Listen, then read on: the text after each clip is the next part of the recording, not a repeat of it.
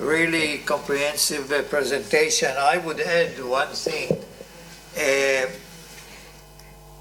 The Indian population, one of the characteristics that you did not mention, comparing, for example, to China, almost the same size of the population, but the Indian population is 10 years younger than the Chinese.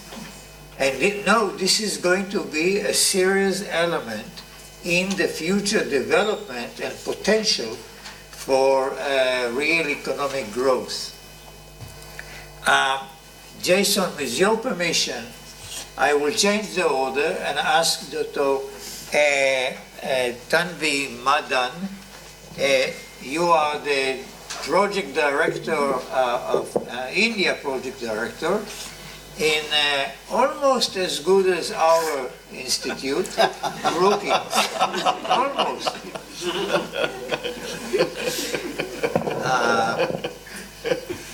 We have good relations with Brookings. Please. Thank you, Ambassador. It's wonderful to be here. A number of my colleagues work with INSS scholars and have been to conferences as well, and speak very highly of the Institute. So it's good. This is my third visit to Israel, but the first visit here. So I'm very glad to be here. What I thought to do is kind of set the kind of broader context a little bit for the strategic relationship that we talked about, and kind of what has been driving this from the Indian perspective.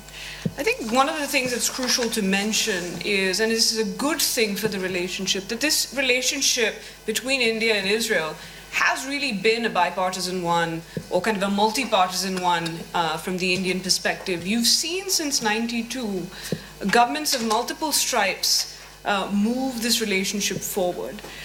That makes it sustainable in a way that a partisan relationship would not have made the relationship so. What the Modi government has done is made this relationship far more visible.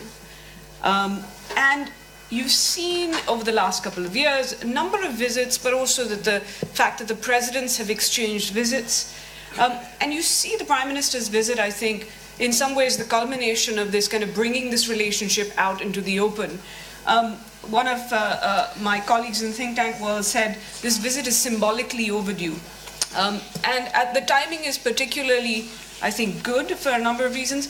And the Foreign Ministry a couple of days ago said that they hope that Prime Minister Netanyahu will visit before the end of the year, which of course is the 25th year of the anniversary of the normalization of the relationship, of diplomatic relations.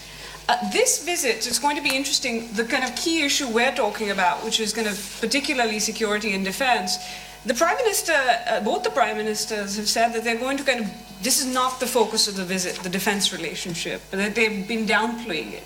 I mean, part of that is that some aspects of it, of course, cannot be talked about. But I think there's also this aspect of wanting to have that broader conversation about the other aspects of the relationship, which Dr. Disdar Singh mentioned, the business side. But also, I think, we will see a lot of talk about agriculture, and I'll come back to that briefly about why that's important from the Indian perspective. But there's also this aspect of, with the defense relationship in particular, not wanting to portray this relationship as just a buyer-seller relationship, to say that it is a strategic relationship that has different aspects.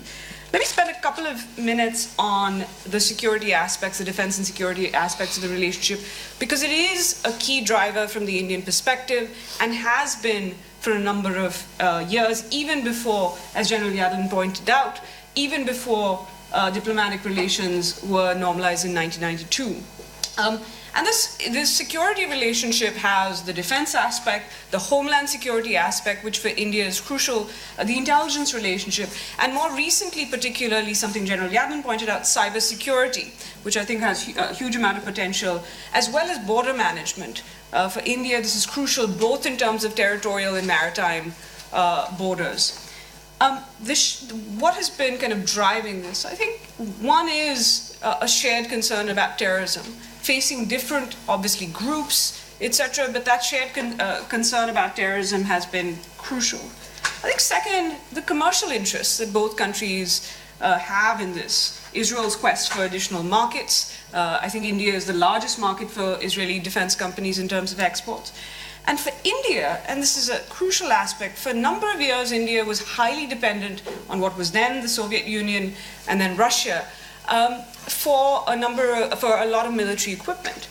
And it has been on a drive to essentially diversify its base of defense suppliers for a number of reasons. It wants also to get access to better technology, but also wants to, India today is I think the Saudis have taken over, but is one or two on the list of the largest importers of defense equipment in the world.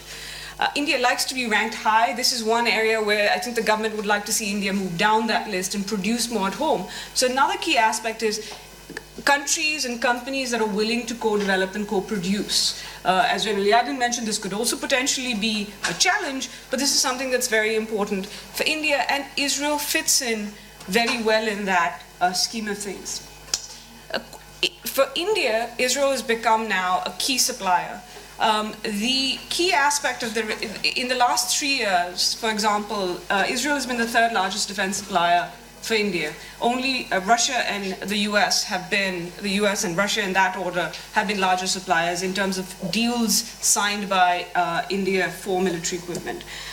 We might not see additional deals announced during the Prime Minister's visit because they don't want to highlight this aspect. But you've already seen in the run-up to this visit itself a couple of defense deals announced. The deal for the advanced surface-to-air missiles worth $2 billion, which have been jointly developed, as well as another kind of a contract for an Israeli company to equip 4 Indian Navy ships with Barak 8 missile defense systems, and that's worth about $630 million as well. So these have just been in kind of the run-up to the visit.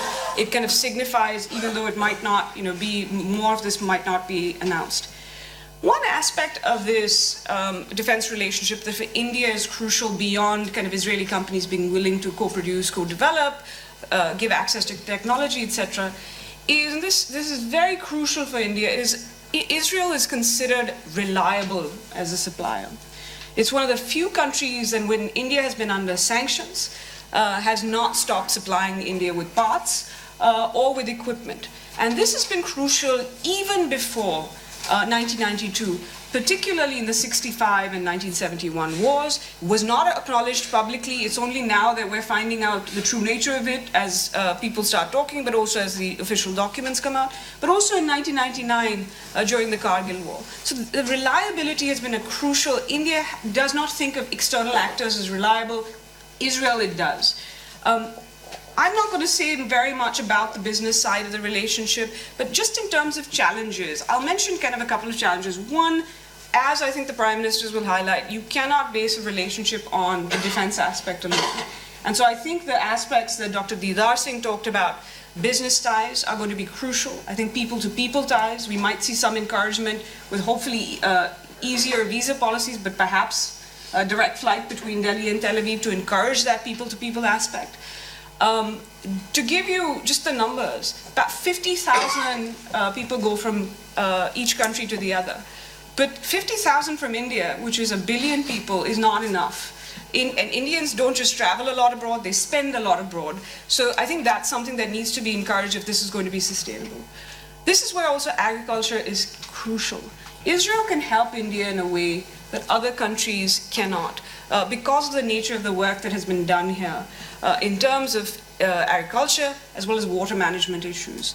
This is something that will make the relationship sustainable because it's not just a top-down aspect. It is something that will make not just Israel's relationships with the center in Delhi, but with different states. There are 15 centers of excellence that have been set up around the country. That gives Israel the kind of constituencies in India that you cannot get with the defense relationship or other countries can get. So that is extremely crucial as well. There's also, it is a politically savvy move for any government in India to also focus on this aspect, because to this day, the majority of the Indian population is still dependent on agriculture for their livelihoods. Let me just say in terms of challenges, some of the one of the regional challenges that has already been laid out, but I just want to put the context of it front and center. There are two kind of security challenges, I think, not necessarily to the relationship, but to how India looks at this region. The India-Israel relationship is one aspect of India's Middle East policy, but there are two other aspects, and India has always had this kind of delicate balance. The other two aspects are the relationship with Iran, which, because of the need for access to Afghanistan, as well as the energy relationship, etc., has been important. India hopes to develop the port of Chabahar, for example.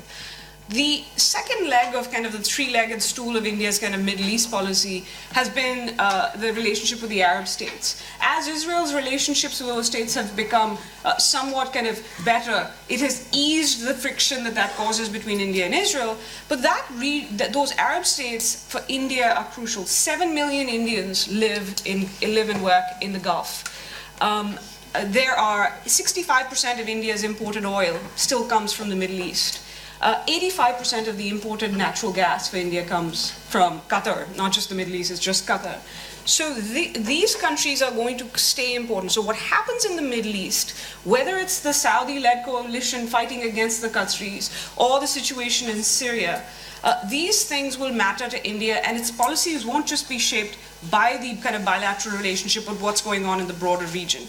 So far, neither country has asked the other to choose. But down the line, how India plays the balance is going to be potentially challenging or an opportunity to work together. Just finally ending, China. Israel, as part of that kind of the pivot to Asia, China has been a crucial aspect of that. The India-China relationship is at one of its tensest moments that it's been for years. The last 2 years have been the relationship has been in a particularly bad state. That could down the line potentially be a source of friction between the two countries, and I'll stop there.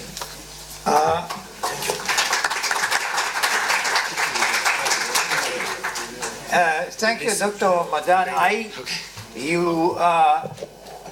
You robbed me of a question because I was going to ask about these two elephants in the room.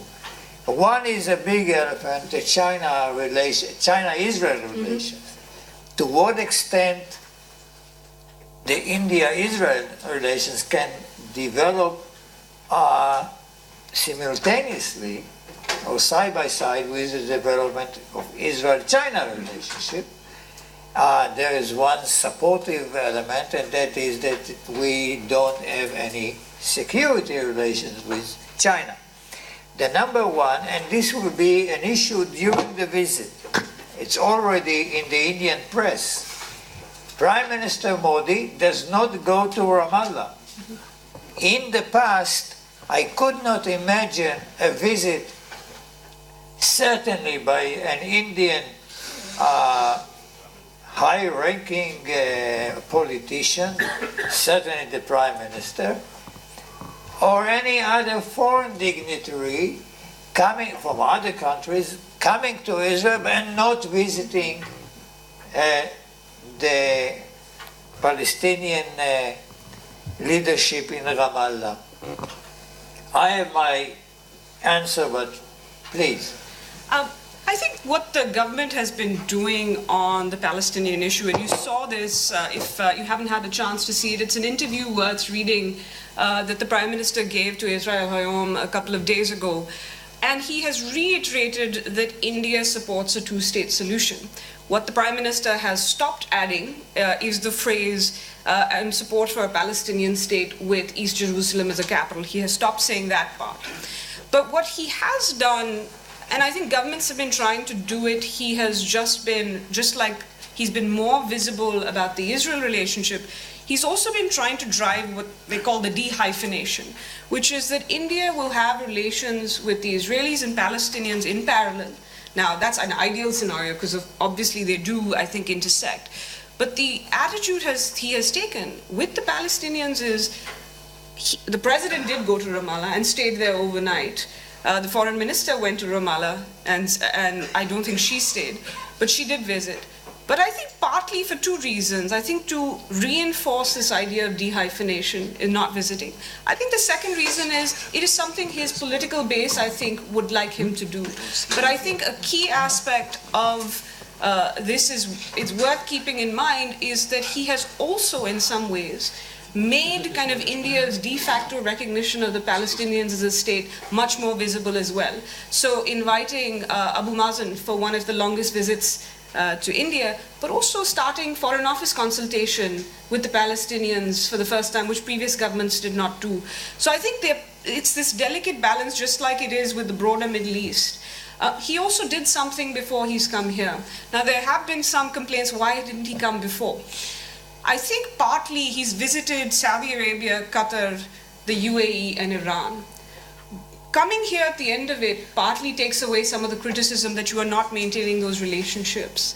And so it's putting it in a broader context that's saying this is important, but also trying to undercut some of the criticism that he was going to get, that he is either changing India's policy on the Palestinians or in terms of the Arabs or Iran. So I think it's a very delicate balance.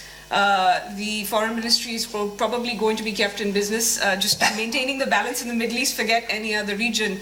But I think, as you said, when there is conflict, as there was during the Gaza war, this balance becomes harder. But you have seen India, for example, on UN resolutions, has started to abstain pretty consistently. Yeah. So far, and I think this would be harder for it to do, is take a more active role as the US does on some of those resolutions. So you have seen change, but and the idea is keep them in parallel as much as possible. I think the realities of the situation might not allow that down the line, and that would be, I think, challenging in the future. To add to your explanation and answer, I think it is also a reflection of what happens in the Arab world. And that is that the internal turmoil in the Arab world has led to a decline of interest of the Arab countries in the Palestinian issue, and that is also reflected in the relations of India with the Arab world, and the easiness in not visiting Ramallah while you visit Jerusalem, probably saying the political cost to India is much diminished. But it is very interesting. The last speaker on our who waited patiently is Jason Isaacson. Thank you, Ambassador.